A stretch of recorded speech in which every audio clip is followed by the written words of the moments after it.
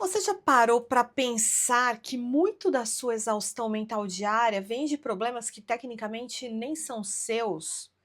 Seja o tempo que você passa tentando prever os erros do seu parceiro, ou organizando a rotina que seus pais deveriam cuidar, ou naquele desespero de fazer o seu adolescente sentar para estudar, sabe?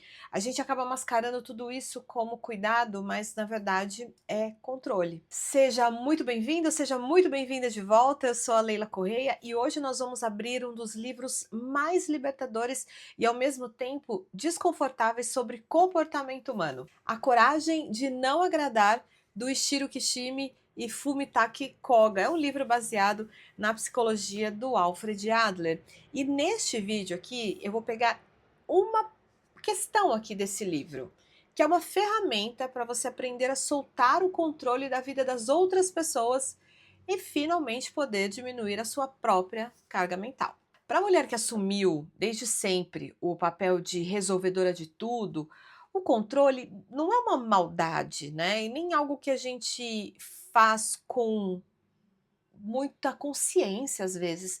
Muitas vezes é um mecanismo de defesa. Eu me coloco aqui nesse conjunto de mulheres que foram ensinadas que se elas não forem o volante de todas as suas relações, as coisas vão sair dos eixos e adivinha só, a culpa vai ser nossa, né? Mas a psicologia adleriana do Alfred Adler, ela dá um choque de realidade que esse livro aqui traz. A maior parte dos conflitos interpessoais que drenam a sua energia, elas nascem de uma única questão: a nossa habilidade em invadir o território do outro. Olha que interessante isso. O Alfred Adler, ele propõe um conceito chamado separação de tarefas, com uma premissa muito simples. Diante de um problema, você deve se perguntar: de quem é essa tarefa? Quem vai arcar com a consequência direta se isso der errado? Vamos aqui a um exemplo da vida real. Você tem um filho adolescente ali, 13, 14 anos, enfrentando os desafios da escola, né? A escola fica mais complexa, ela exige mais, tem mais tarefas, e as provas, e mais matérias, enfim. E aí, o seu filho, pode ser sua filha também, não quer estudar para a prova. Aqui a gente não vai tentar nem entender o que está por trás ali. Lógico que isso faz parte de uma educação respeitosa, de uma educação consciente, que olha para a criança, para o adolescente e tenta entender o que aquele comportamento está comunicando. Mas a gente precisa também ir para a prática, para a vida prática, a vida real, e perguntar: de quem é a responsabilidade de estudar? De quem é a tarefa de estudar? É do adolescente, né? E a consequência de não estudar e tirar uma nota vermelha? Também é do adolescente. Então, a gente vai dissecar um pouquinho isso aqui, porque é um tema um pouco polêmico, que mexe um pouco nos nossos brios de mãe. Mas ninguém está dizendo que você não vai apoiar, que você não vai ajudar o seu filho ou sua filha nesse processo de estudar, porque, como eu disse, há questões ali que estão levando ele ou ela a essa dificuldade de estudar, né? Pode ser uma dificuldade com a matéria mesmo, pode ser uma questão na relação desse adolescente com o professor ou professora, pode ser algo na dinâmica da sala. E a gente tem sim que buscar essa razão que está por trás ali, né? Que está por baixo da água ali no iceberg, mas se você sentar, abrir o caderno, mastigar a matéria e entrar em desespero no lugar do seu adolescente, você está invadindo o território dele, a tarefa dele, e inclusive roubando a oportunidade dele de desenvolver responsabilidade. E aí a ansiedade passa a ser sua, né? Porque você vai ficar se sentindo responsável pelo seu filho ou sua filha tirar uma nota melhor, sendo que isso é impossível sem estudar e também, lógico, sem olhar, ver o que está por trás dessa dificuldade. Separar as tarefas não significa que você vai estar abandonando quem você ama, principalmente aqui quando a gente está falando de filhos, né? Por isso que eu falei que mexe com os brios de nós, mães, porque a gente não vai deixar os nossos filhos falharem. Não é sobre isso.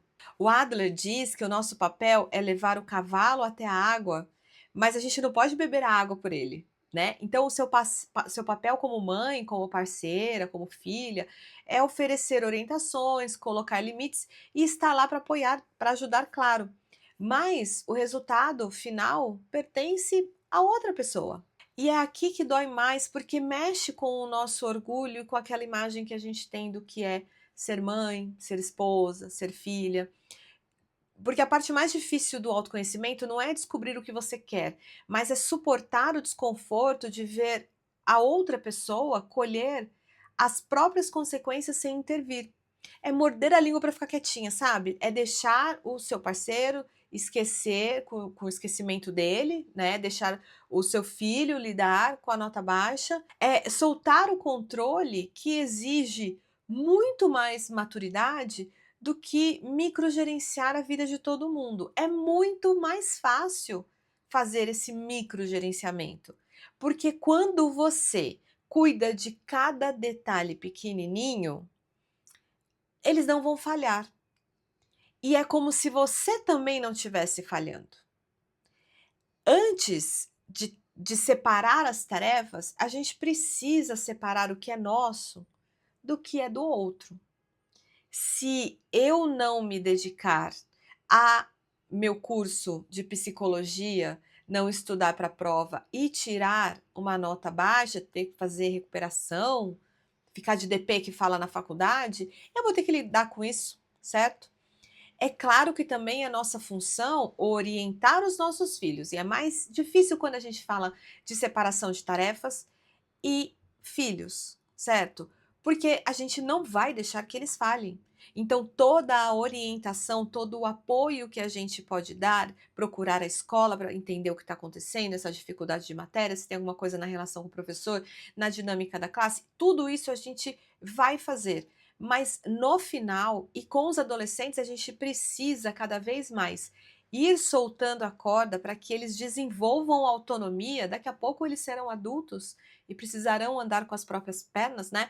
A gente precisa criar os nossos filhos para um dia a gente ser desnecessária nesse sentido, dos nossos filhos não precisarem de nós para resolver problemas, não precisarem de nós para microgerenciar cada pedacinho, cada passo que eles dão na vida.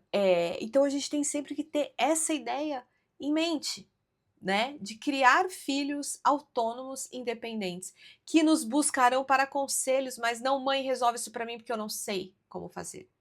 Então, separar o que é do outro do que é seu, a culpa, a responsabilidade pelo seu filho não ter estudado aquela parte que só cabia a ele, não é sua, é dele, e ele vai precisar aprender a lidar com as consequências, com o seu apoio, com a sua orientação. Isso é separar as tarefas, certo? E quando a gente aplica essa separação de tarefas, a gente devolve o peso para as costas certas, né? Você entende que você não precisa carregar o mundo inteiro para ser amada, para ser respeitada. Me conta aqui nos comentários. É muito difícil para você não cuidar das tarefas das outras pessoas, das suas relações, seja seus filhos, seus pais, seus irmãos, seu parceiro. E se essa resenha do Clube Entre Linhas dessa semana é o Coragem de Não Agradar, virou aí uma chave para você? Eu peço para você se inscrever no canal, curte esse vídeo, se aparecer para você hypar, clica no botãozinho ali porque ajuda demais o canal. E toda semana a gente tem um encontro aqui para dissecar os padrões que podem estar travando a sua vida adulta. Um beijo e até o próximo vídeo.